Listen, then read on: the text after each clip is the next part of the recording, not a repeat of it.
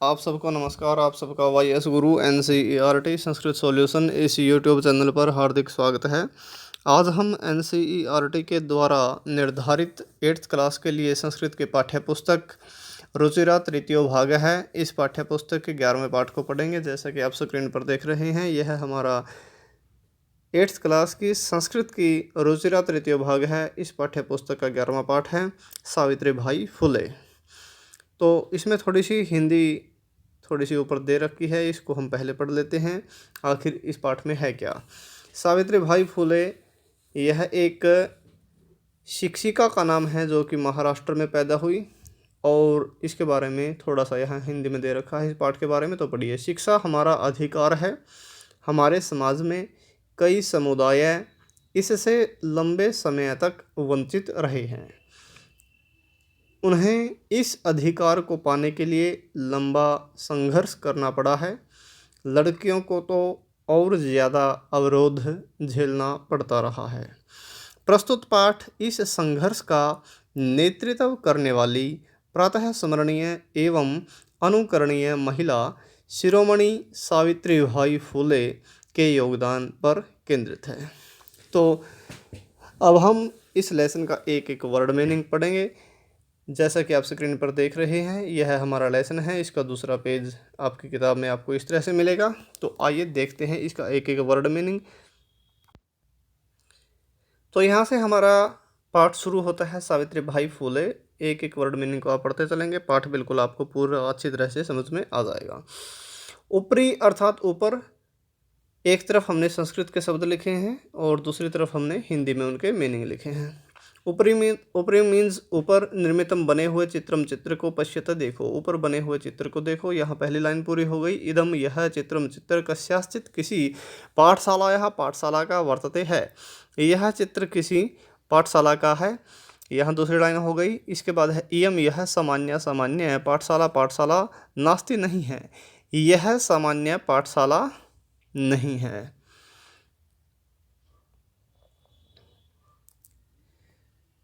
यह सामान्य पाठशाला नहीं है। यहाँ पर हमारी तीसरी लाइन पूरी हो गई। इसके बाद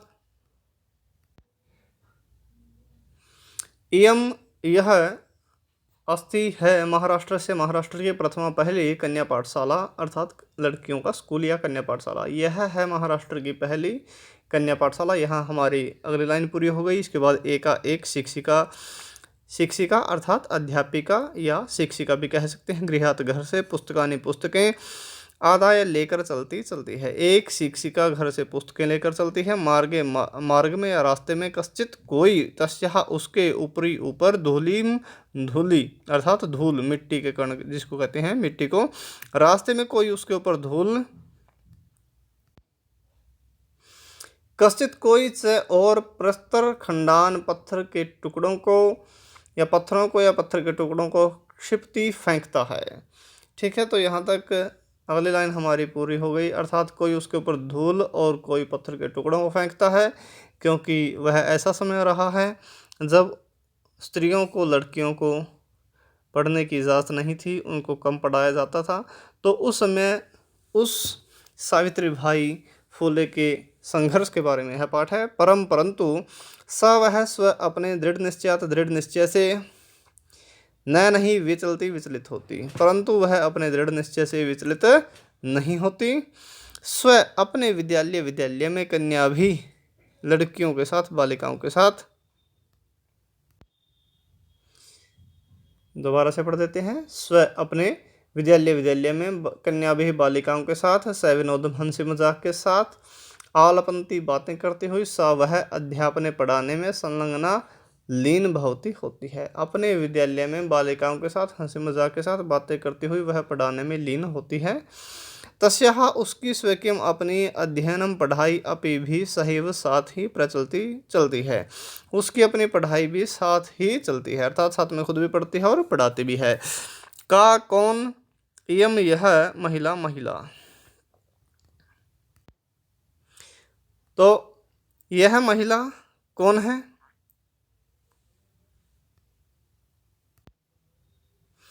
अपि क्या यूयम तुम सब इमाम इस महिला को जानित है जानते हो, क्या तुम सब इस महिला को जानते हो। यहाँ पर एक बात मैं बता देता हूँ, अपि शब्द का जो अर्थ होता है वो होता है भी, ठीक है, भी। लेकिन अगर यह अपि शब्द किसी लाइन के शुरू में आ जाए, फर्स्ट में, जैसे यहाँ पर पहला शब्द बन के आया है, तो वहाँ पर फिर इसका अर्थ क्या हो जाएगा, क्या। इस बात का ध्यान रखें, इसके दो अर्थ होते हैं। अगर लाइन के बीच में आ जाए या लाइन के लास्ट में कहीं भी आ जाए तो फिर तो अर्थ रहेगा अपि का भी, और अगर किसी लाइन के पंक्ति के शुरू में आ जाए अपि तो वहाँ पर इसका अर्थ हो जाएगा क्या, ठीक है। तो कंफ्यूज होने की ज़रूरत नहीं छात्रों को। क्या तुम सब इस महिला को जानते हो, इयम यह एव ही महाराष्ट्र से, महाराष्ट्र की कहानी की कर लो बेटा, हाँ, महाराष्ट्र की प्रथमा पहली महिला शिक्षिका अध्यापिका सावित्री, सावित्री मीन सावित्री भाई में मतलब भाई, फूले मतलब फूले।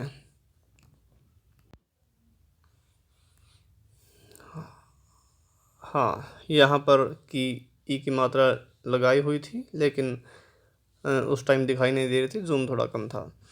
यह ही महाराष्ट्र की प्रथमा पहली महिला, मतलब महिला शिक्षिका मतलब अध्यापिका, सावित्री मीन सावित्री, भाई मतलब भाई, फूले मतलब फूले, नामधेय नाम वाली है। तो यह ही महाराष्ट्र की पहली महिला अध्यापिका सावित्री भाई फूले नाम वाली है। जनवरी मतलब जनवरी, मासस्य मास के या महीने के, तृतीय तीसरे अर्थात 3, दिवसे दिन अर्थात मास के तीसरे दिन क्या हुआ, 3 जनवरी को, ठीक है। 1831 तमय, तमय का मतलब वी या वे होता है।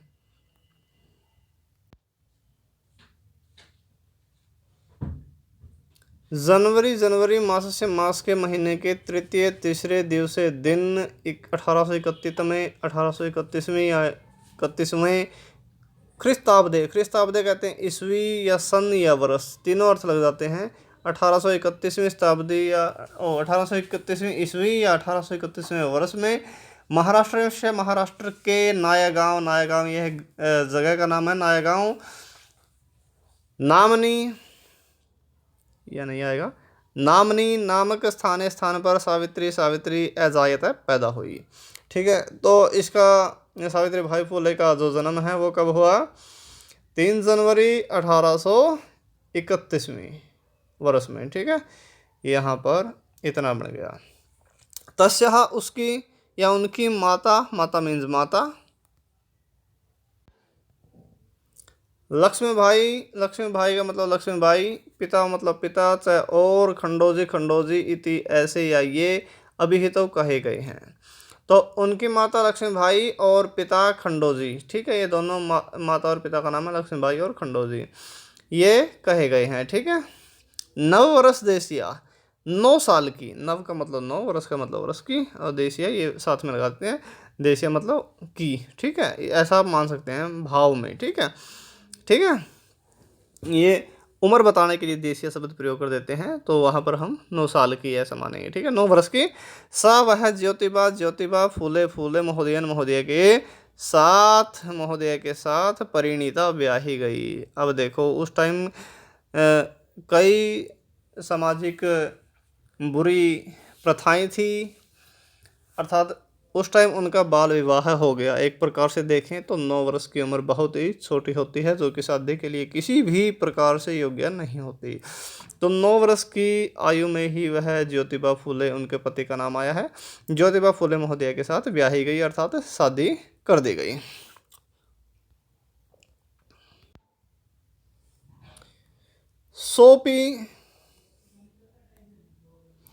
सोपी वह कौन, जो उनके पति थे, वह भी तदानीम तब त्रयोदश होता है 13 वर्ष, कल्प है वर्ष के, 13 वर्ष के एव ही आसित थे, तो वह भी तब 13 वर्ष के ही थे। अब देखो उस टाइम बाल विवाह बहुत ज़्यादा प्रचलित था, और ये नहीं कि औरतें ही लड़कियां ही छोटी उम्र में शादी कर दी जाती थी, नहीं, लड़के भी छोटी उम्र में ही शादी कर दिए जाते थे, शादी करवा दी जाती थी। तो लड़के हो या लड़की, उम्र का उस समय ज़्यादा ध्यान नहीं लोग देते थे, सिर्फ छोटी उम्र में ही शादी करना उचित मानते थे।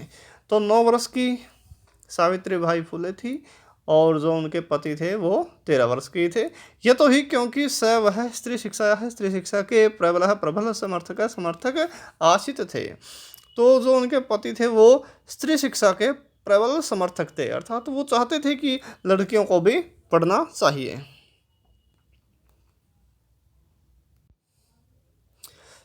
अतः इसलिए सावित्री के मनसी मन में स्थित अध्ययन अभिलाषा, पढ़ने की इच्छा नहीं। इसलिए सावित्री के मन में पढ़ने की इच्छा नहीं।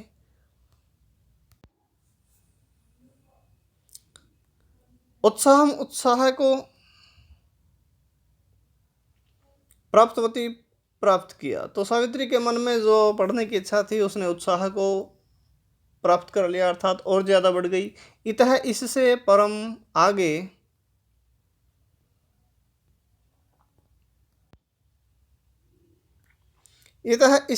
परम आगे सा उसने साग्रहम आग्रहपूर्वक आंग्ल भाषायाः अंग्रेजी का अपि भी अध्ययन कृतवती किया। तो इसके बाद उसने आग्रहपूर्वक अंग्रेजी का भी अध्ययन किया, क्योंकि उनके पति का सहारा मिल गया, वो भी पढ़ाना चाहते थे। इसके बाद 1948वें ख्रीस्ताब्दे, तमे का मतलब में हमने पहले बताया था जब उनका जन्म की बात हुई थी 1800, हाँ जो भी 1931 था शायद, 1831 सॉरी। तो 1831 और यहाँ पर मिसप्रिंट हो गया, सॉरी, यह 1848 है, इस बात का ध्यान रखें छात्र, ठीक कर लें, यह 1848 है, ठीक है, 1848। हाँ, 1831 में उनका जन्म हुआ था, यह 1948 लिखा गया, सॉरी इसके लिए। तो 1848 तमे का मतलब में 1848 में ख्रीस्ताब्दे ईस्वी में या वर्ष में पुणे नगर में सावित्री ने ज्योतिबा महोदयन, इसके बाद बताएंगे। तो 1848 में ख्रीस्ताब्द ईस्वी में या वर्ष में पुणे नगर में सावित्री ने ज्योतिबा महोदय के साथ, ये लो थोड़ा सा और आ गया यहाँ, ज्योतिबा महोदय के साथ मतलब 7 कन्या नाम लड़कियों के कृत्य लिए प्रदेश से प्रदेश का प्रथम पहला विद्यालय को, या विद्यालय पहला या पहले विद्यालय का मतलब विद्यालय को आरंभ शुरू किया। तो 1848वें वर्ष में उसने अपने पति के साथ, सावित्रीबाई फुले ने अपने पति के साथ ज्योतिबा महोदय के साथ लड़कियों के लिए प्रदेश का पहला विद्यालय खोला, यानी कि महाराष्ट्र का पहला विद्यालय जो लड़कियों के लिए था स्पेशली, वो है शुरू कर दिया। तदानीम तब सा वह केवल 17 वर्ष या 17 वर्ष की आसित थी, तब वह केवल 17 वर्ष की थी। इसके बाद 1851 में ख्रीस्ताब्द ईस्वी वर्ष में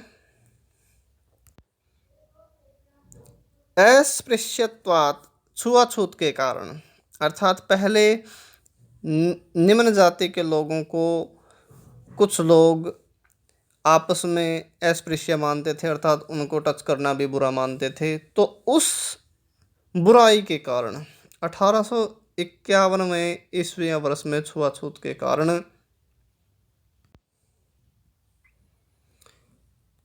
तिरस्कृत या अपमानित समुदाय की बालिकानां लड़कियों के कृत्य लिए पृथकतया अलग से तया उसके द्वारा अपरः एक अलग विद्यालय प्रारंभ किया गया।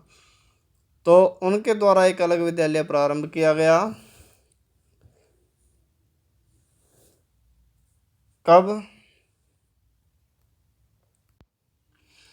1851 में, ठीक है।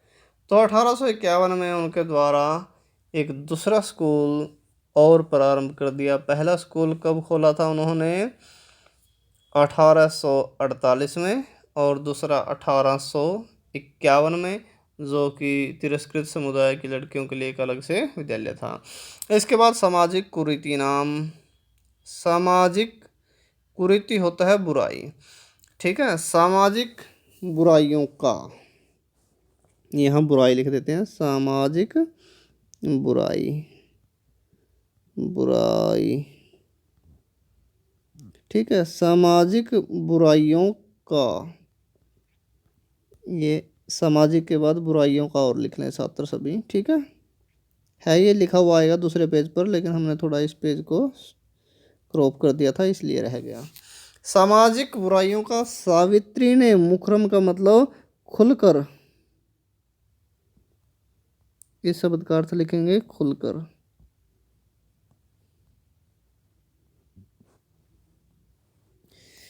विरोध में विरोध है, अक्रोध किया। तो जो सामाजिक बुराइयां थी, सामाजिक बुराइयों का सावित्री ने खुलकर विरोध किया। यहाँ हमारी यह लाइन पूरी हो गई।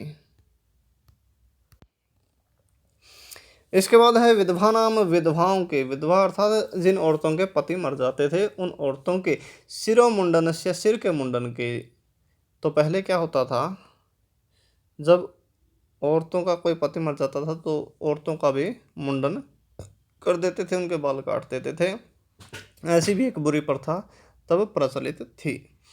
तो विधवाओं के सिर के मुंडन के निराकरण या समाधान के लिए वह साक्षात स्वयं या प्रत्यक्ष रूप से नापित नाइयों से मिली।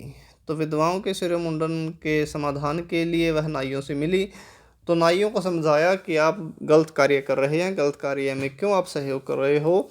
तो फलतः परिणाम स्वरूप केचन कुछ नापिता नाइयों ने अस्याम, इस रूढ़ी में यानी कि बुराई में सहभागिता को, अपने सहयोग को अत्यजन छोड़ दिया। तो उसका परिणाम क्या हुआ, नाइयों से मिली। तो परिणाम स्वरूप कुछ नाइयों ने इस रूढ़ी में अर्थात इस बुराई में सहभागिता को छोड़ दिया। उन्होंने मना कर दिया कि आज के बाद हम औरतों के बाल नहीं काटेंगे। इसके बाद है एक बार सावित्री के द्वारा मार्ग में दृष्टम देखा गया यत कि कूपम, कुएं के, निक्षा पास, शृण वस्त्रावृता, फटे पुराने वस्त्रों को धारण की हुई। अब ये देखो, पहले एक शब्द रह गया था ना हमारा सामाजिक बुराइयों का, तो यह इस पेज पर लिखा हुआ था, तो इसलिए वो क्रॉप करने के कारण रह गया था, ठीक है। हाँ, तो इसकी हिंदी नहीं है यह। हाँ जी, एक बार सावित्री के द्वारा रास्ते में देखा गया कि कुएं के पास फटे पुराने वस्त्र धारण की हुई तथा कथित निम्न जाति की काश्चित कुछ नारियः औरतें जलम, पानी को पातुम, पीने के लिए। एक बार सावित्री के द्वारा क्या देखा गया कि कुएं के पास में फटे पुराने वस्त्रों को धारण की हुई तथा कथित निम्न जाति की कुछ औरतें पानी को पीने के लिए याचनते समय मांग रही थी। तो नीची जाति की कुछ औरतें जो थी वो फटे पुराने कपड़ों वाली, तो वो कुछ पीने का पानी मांग रही थी। कुछ औरतें पीने का पानी उस टाइम मांग रही थी। उच्च वर्गीय, ऊंची जाति की स्त्रियां उपहासम, मजाक कुर्वन्तः करते हुए कुपात, कुएं से जलोद्धरणम, पानी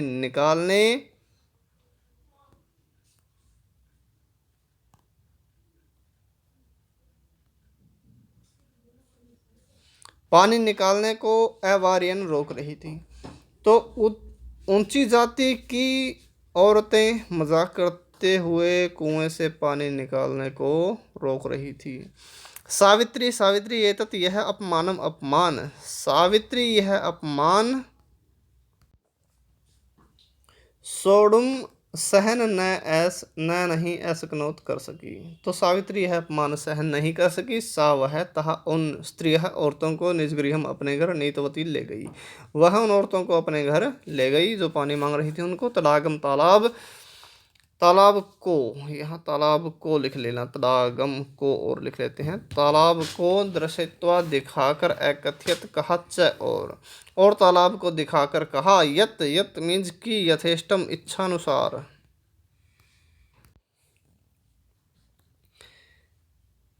यथेष्टम इच्छानुसार जलम पानी नयत ले जाओ, कि इच्छानुसार पानी ले जाओ, सार्वजनिक है, सार्वजनिक है, सबके लिए है, अयम यह तड़ाग है, तालाब, तो यह तालाब सबके लिए है, ऐसा उसने कहा। अस्मात् इससे जल ग्रहण पानी लेने में नास्ति नहीं है, जाति बंधनम जाति का बंधन, तो इससे पानी लेने में जाति का बंधन नहीं है, अर्थात यह सबके लिए है। तया उनके द्वारा किनके द्वारा, सावित्री भाई फुले के द्वारा, मनुष्याणाम मनुष्यों की, समानताया समानता का, स्वतंत्रताया स्वतंत्रता का अर्थात आज़ादी का, उनके द्वारा मनुष्यों की समानता का, स्वतंत्रता का, च और पक्ष है, पक्ष का, सर्वदा हमेशा, सर्वथा पूरी तरह समर्थित है, समर्थन किया गया, तो उनके द्वारा मनुष्यों की समानता का और स्वतंत्रता का पूरी तरह से समर्थन किया गया, अर्थात सबको उन्होंने बराबर का माना। ठीक है। इसके बाद महिला सेवा मंडल, इसका अर्थ सेम टू सेम रहेगा, महिला सेवा मंडल। शिशु हत्या प्रतिबंध गृह है, इसका अर्थ भी सेम टू सेम रहेगा। ये दो संस्थाएं बनाई, इत्यादि इत्यादि संस्था नाम, संस्थाओं की स्थापनायाम, स्थापना में फूले दंपत्ति का अवदानम योगदान महत्वपूर्ण है। तो दो ट्रस्ट उन्होंने बनाए, महिला सेवा मंडल और शिशु हत्या प्रतिबंध गृह है। इन दो संस्थाओं की स्थापना में फूले दंपत्ति का योगदान महत्वपूर्ण है, और संस्थान कोई एक दो आदमी नहीं बना सकता। संस्था, ये ट्रस्ट जितने भी होते हैं, संस्थान जितने भी होते हैं, इनको कई व्यक्ति मिलकर बनाते हैं, लेकिन उनका दोनों का योगदान महत्वपूर्ण है। ठीक है, महत्वपूर्ण लिखा है, इसने यह नहीं लिखा कि उन्होंने स्थापना की, स्थापना नहीं करी, लेकिन स्थापना में उनका जो योगदान था फुले दंपत्ति का, वो महत्वपूर्ण था, क्योंकि ट्रस्ट अनेक व्यक्तियों से मिलके बनता है। यहाँ तक यह लाइन पूरी हो गई। इसके बाद सत्यशोधक मंडलस्य, सत्यशोधक मंडल यह भी एक ट्रस्ट का नाम है। सत्यशोधक मंडल की गतिविधियों में अपि भी सावित्री अतीव बहुत ही सक्रिय आसित थी। सत्यशोधक मंडल की गतिविधियों में भी सावित्री बहुत ही सक्रिय थी। तो ये कुछ ऐसे ट्रस्ट थे, ऐसी संस्थाएं थी जो सामाजिक रूप से पीड़ित लोगों की सहायता करती थी। तो इन संस्थाओं में सावित्री का योगदान बहुत ही अच्छा था, उनकी क्रियाकलापों में, गतिविधियों में वह एक्टिव रहती थी, सक्रिय रहती थी। अस्य इस मंडलस्य, मंडल का उद्देश्य आसित था, इस मंडल का उद्देश्य था उत्पीड़िता नाम, उत्पीड़ित का मतलब पीड़ित या दुखी, किसी के द्वारा दुखी, समाज से दुखी, समुदाय नाम समुदायों का, स्व अपने। इस मंडल का उद्देश्य, कौन से मंडल का, सत्यशोधक मंडल का उद्देश्य था कि पीड़ित समुदायों का अपने अधिकारों के प्रति के, इसका अर्थ नहीं होगा, लेकिन के हमने लाइन को पूरा करने के लिए लगा दिया। ठीक है, अधिकारों को होता है, इसको अधिकारों को, ठीक है, सही जो अर्थ होता है वो को होता है, लेकिन इस वाक्य के भाव को पूरा करने के लिए हमने के अर्थ लगा दिया। अधिकारों को प्रति जागरणम, जागृत होना, अधिकारों के प्रति जागृत होना। तो सत्यशोधक मंडल का उद्देश्य क्या था, पीड़ित लोगों को अपने अधिकारों के प्रति जागृत करने का, उनको बताना कि आपका अधिकार है और आप मांग कीजिए, यदि ऐसा। यहाँ तक क्या लाइन थी। इसके बाद सावित्री ने अनेक संस्थाएं प्रशासनिक कुशलता से संचालित की। तो सावित्री ने अनेक संस्थाएं प्रशासनिक कुशलता से संचालित की, अर्थात उन्होंने अनेक संस्थाओं को चलाया। दुर्भिक्ष काले, अकाल के समय में, दुर्भिक्ष होता है अकाल, और काले का मतलब समय। अकाल के समय में, अकाल प्लेग काले, प्लेग के समय में, प्लेग एक बहुत ही भयंकर बीमारी आई थी जिसमें काफ़ी लोगों को अपनी जान गंवानी पड़ी। उस समय में, अकाल के समय में और प्लेग के समय में, च मीन्स और, सा उसने पीड़ित जनानाम, पीड़ित लोगों की, अश्रांतम बिना थके, अविरतम लगातार, च और सेवाम सेवा अक्रोध की। अकाल के समय में और प्लेग के समय में उन्होंने सावित्री भाई फुले ने पीड़ित लोगों की बिना थके और लगातार सेवा की। यहाँ पर यह लाइन पूरी हो गई। इसके बाद सहायता सामग्री, सहायता की वस्तुओं की व्यवस्था के लिए सर्वथा पूरा सब प्रकार से प्रयास, सहायता की वस्तुओं की व्यवस्था के लिए पूरा प्रयास अक्रोध किया। तो सहायता की जितनी भी वस्तुएं थी उनकी वस्तुओं के लिए व्यवस्था के लिए उन्होंने पूरा सहयोग किया। यहाँ लाइन पूरी हो गई। इसके बाद है महारोग प्रसार काले। महारोग बीमारी का नाम, यानी कि प्लेग को महारोग बताया।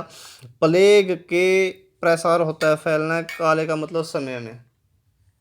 प्लेग के फैलने के समय में सेवारता, सेवा में लगी हुई, सा वह स्वयं समय, असाध्य रोगीण, असाध्य रोग से ग्रस्ता, यानी कि महामारी से, उसी बीमारी से जिस बीमारी में लोगों की सहायता कर रही थी, सहायता करते करते खुद ही बीमार हो गई।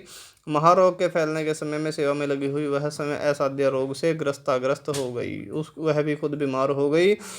और 1897वीं ख्रीस्ताब्दे ईस्वी वर्ष में निधनम, मृत्यु को गता प्राप्त हो गई। 1857 में वह मृत्यु को प्राप्त हो गई और 1831 में पैदा हुई थी। ठीक है, तो यह दोनों डेट याद होनी चाहिए सभी छात्रों को। 1831 में पैदा हुई और 1897 में मृत्यु को प्राप्त हो गई।